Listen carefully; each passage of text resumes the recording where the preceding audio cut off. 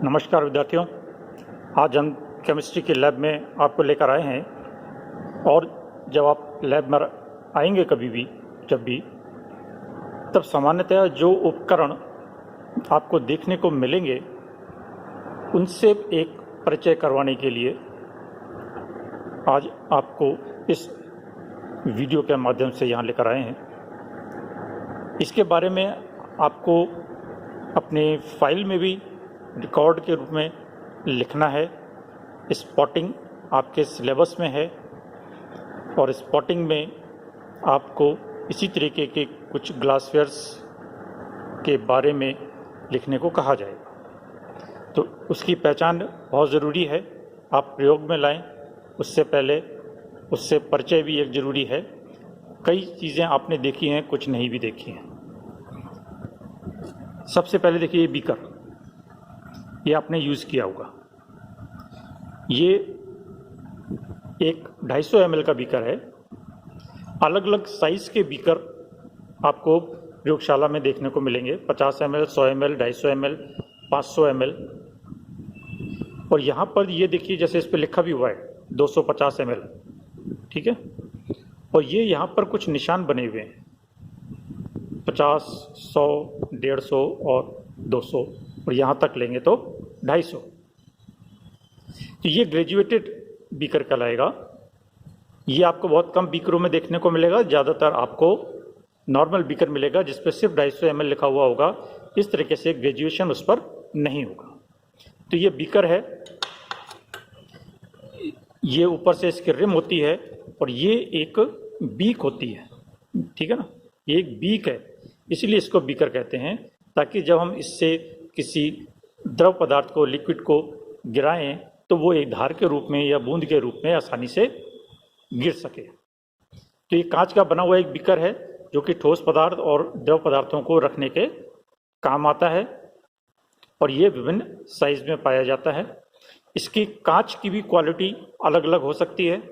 कुछ हल्के क्वालिटी के कांच के बीकर होंगे जो सामान्यतः गर्म करने के काम में नहीं लाएंगे।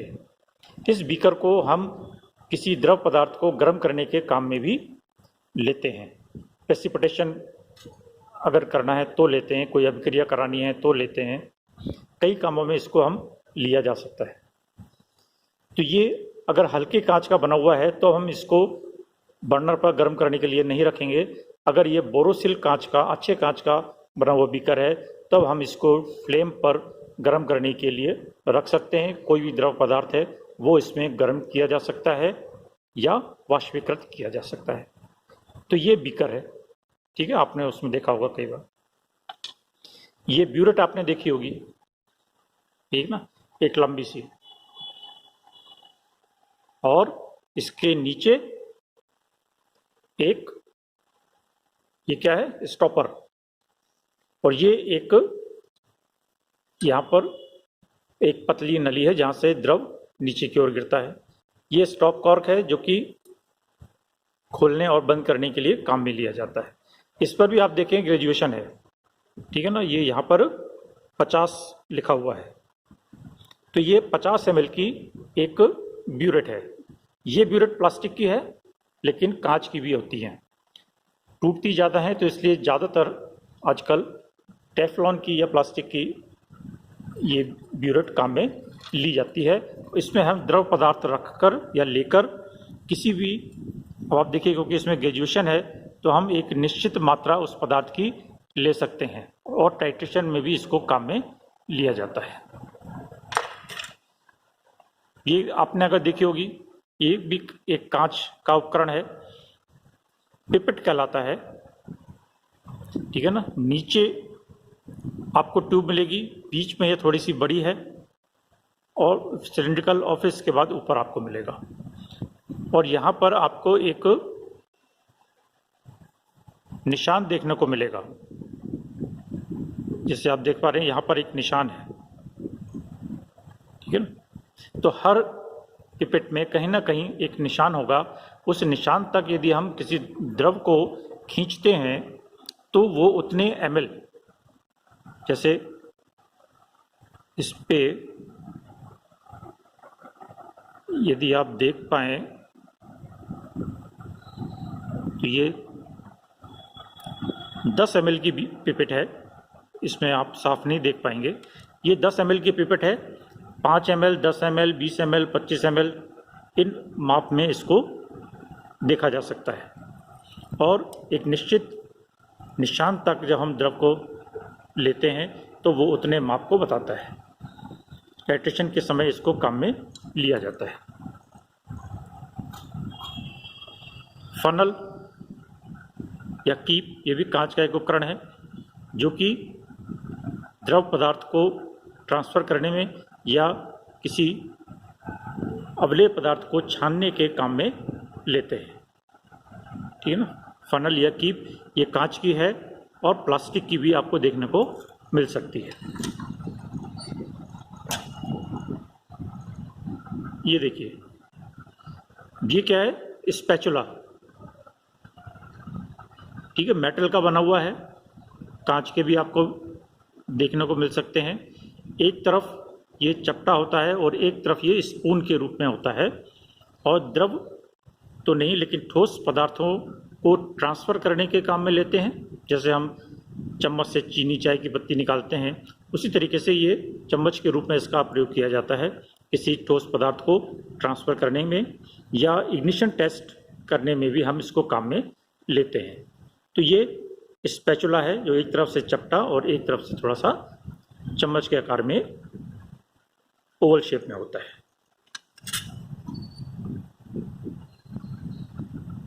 ये क्या है? Test tube holder. ठीक है ना। इसमें हम टेस्ट ट्यूब को फंसाकर उसे, ये देखिए, ये खुल जाता है इस तरीके से। अगर आपने कहीं 12th में देखा हो, और इसमें टेस्ट ट्यूब फंसाकर लगाकर और इसको टाइट कर देते हैं तो वो टेस्ट ट्यूब को इस तरीके से पकड़कर हम उसको गर्म करने के प्रयोग काम में लेते हैं। तो ये टेस्ट ट्यूब होल्डर है।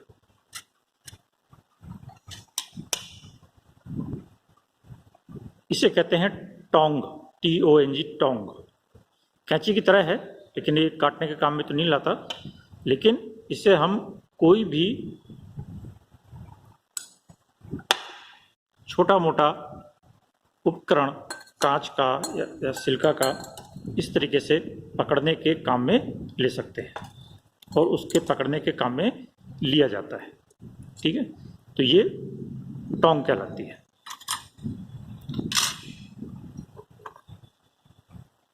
ये इसे क्या कहेंगे? फ्लास्क है और ये कोनिकल फ्लास्क है। कांच का बना हुआ होता है, नीचे से चपटा होता है, ऊपर से शंक्वाकार होता है, ऊपर एक रिम होती है इसकी सेफ्टी के लिए, और ये भी एक निश्चित माप में हमें देखने को मिलता है। तो ये कोनिकल फ्लास्क है जो कि सामान्यतया किसी द्रव पदार्थ को गर्म करने के काम में लिया जाता है या आपने यदि टाइट्रेशन की हो, अनुमापन किया हो, तो भी आपने इसको यूज़ किया होगा, तो उस काम में भी इसको हम लेते हैं। ठीक है, ये सारे उपकरण ये मल्टीपर्पज़ हैं, किसी भी काम में इसको लिया जा सकता है।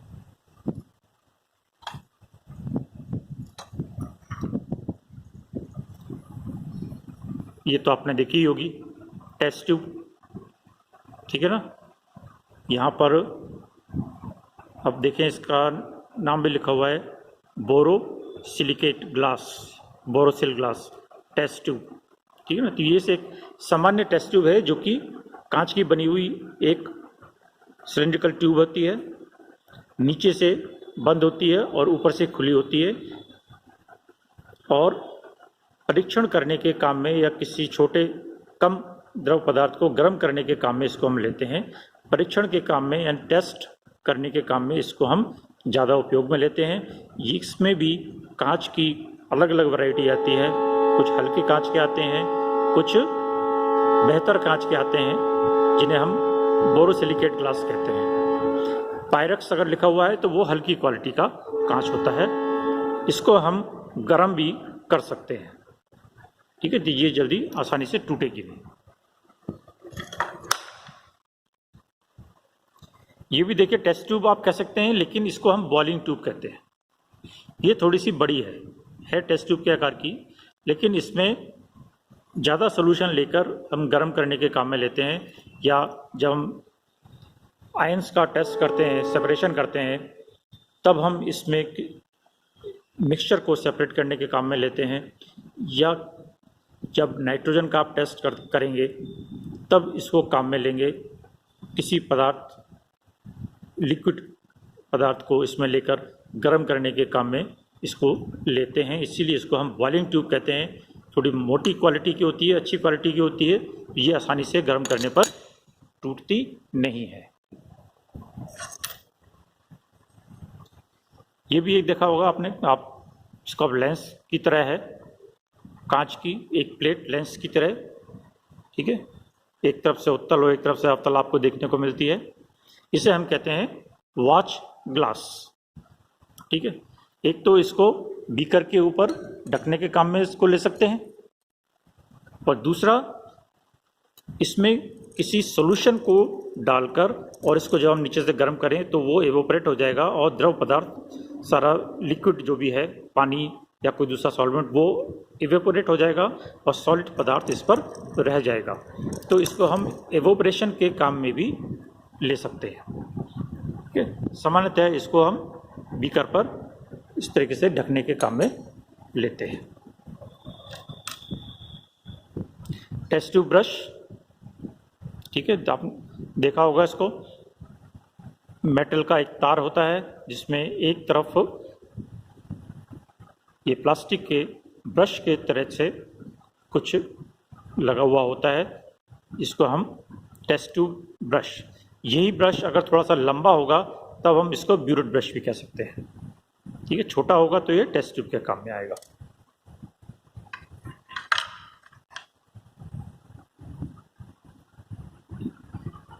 ये अपना जूलॉजी बॉटनी में भी खूब इस्तेमाल की होगी। फिलहाल केमिस्ट्री में इसका उपयोग आप जब नाइट्रोजन का परीक्षण करेंगे तब सोडियम पीस को निकालने के, पकड़ के निकालने के काम में इसको लिया जाएगा। इसको हम चिमटी कह सकते हैं, या कहेंगे।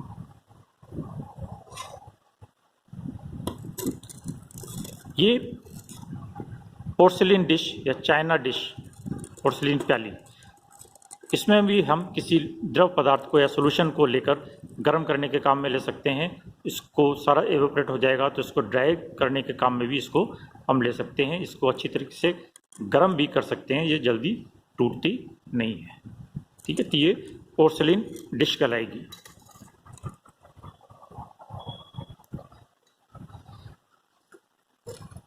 ये क्या है, शायद आपने ना देखा हो, ये भी एक फ्लास्क है, ठीक है। इससे हम कहेंगे वॉल्यूमेट्रिक फ्लास्क। इसमें भी एक निशान बना हुआ होता है, देखिए यहाँ पर निशान बना हुआ है।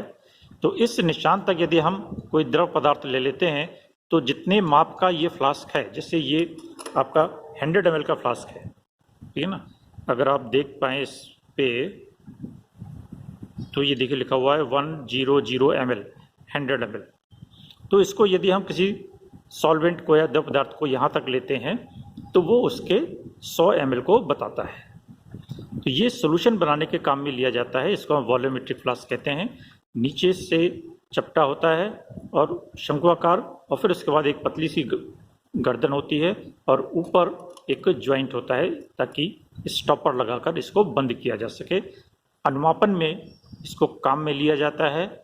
एक निश्चित मात्रा का सॉल्यूशन बनाने के, विलेन बनाने के काम में इसको लिया जाता है, ठीक है। ये देखिए, ये है ज्वलन नली, ठीक है। ये भी कांच की एक पतली सी नली है, एक तरफ से बंद है, दूसरी तरफ से खुली है। ज्वलन नली इसको इसलिए कहते हैं क्योंकि इसको हम गर्म करते हैं, रेड हॉट। जब हम नाइट्रोजन का परीक्षण करेंगे तब इसको काम में लेंगे। इसमें सोडियम पीस और पदार्थ को लेकर और टोंग से पकड़कर इसको हम लाल तप्त होने तक गर्म करते हैं, इसीलिए इसको हम इग्निशन ट्यूब कहते हैं, ठीक। इसको नाइट्रोजन के परीक्षण में सामान्यतः काम में लिया जाता है। ये देखिए सिलेंडर, ठीक है, ये कांच का एक उपकरण है जो कि एक निश्चित मात्रा का विलयन, इसमें देखिए आपके ये ग्रेजुएशंस बने हुए हैं, ठीक है ना। यदि आप देख सकें तो ये यहाँ पर 25 ml का मार्क है, आपको शायद इसमें दिखाई नहीं देगा। ये 25 ml का तक का इसमें मार्क बने हुए हैं, ग्रेजुएशन है। तो 1 2 3 4 5 6 करके हम 25 ml तक इसको यहाँ तक ले सकते हैं। तो रफ कोई भी हमको मात्रा विलयन की या सॉल्यूशन की लेनी है किसी द्रव पदार्थ की, तो हम इसको काम में लेते हैं।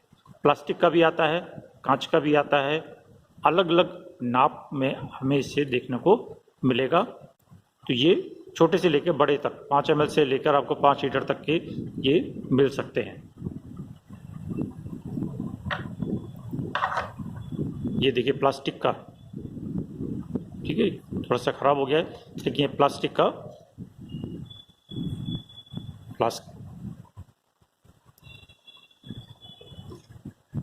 ये देखिए, इसे हम कहते हैं वॉश बॉटल।